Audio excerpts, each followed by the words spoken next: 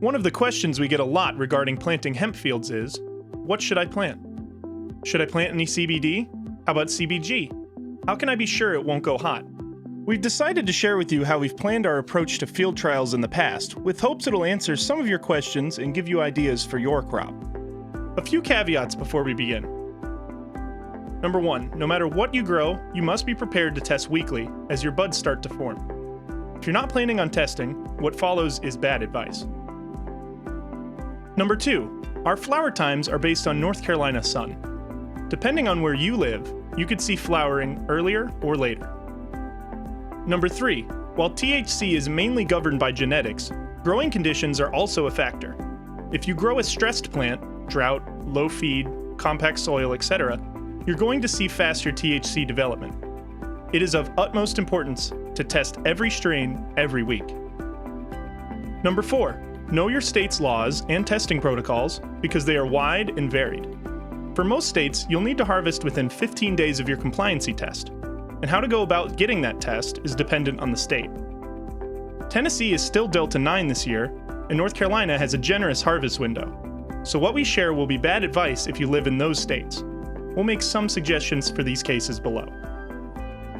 Number 5, we're analyzing just based on biomass. So if you're growing for smokable flower, you should look at terpene profiles instead. We planted our field trial in mid-June.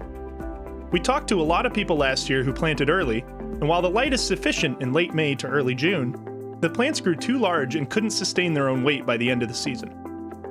There's still plenty of time for those plants to develop, even planting hemp fields late June/early July, so we decided for somewhere in the middle. If you're in the deep south, you may even want to plant a little later than that.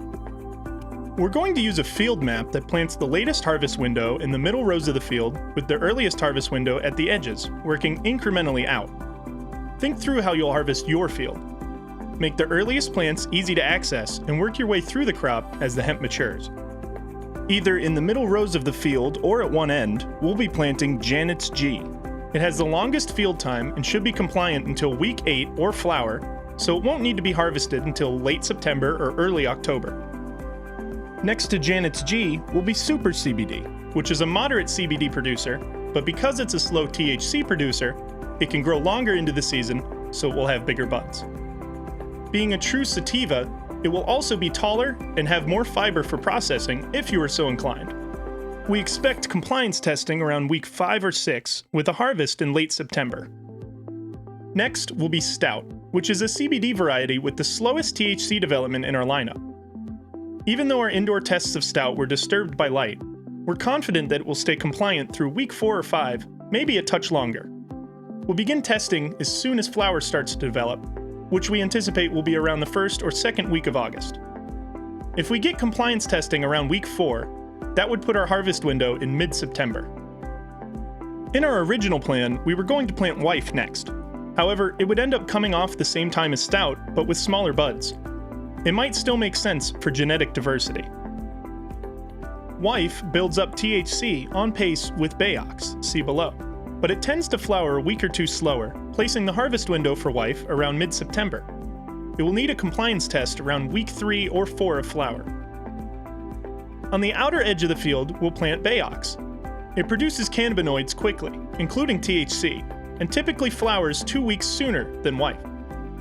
It would need a compliancy test around week 3 with an expected harvest window of early to mid-September. When planting hemp fields, the best we can do is look forward and guess and plan to the best of our abilities. We have no idea what the weather will be like. We don't know if testing labs will process our results efficiently. But that's the life of a farmer.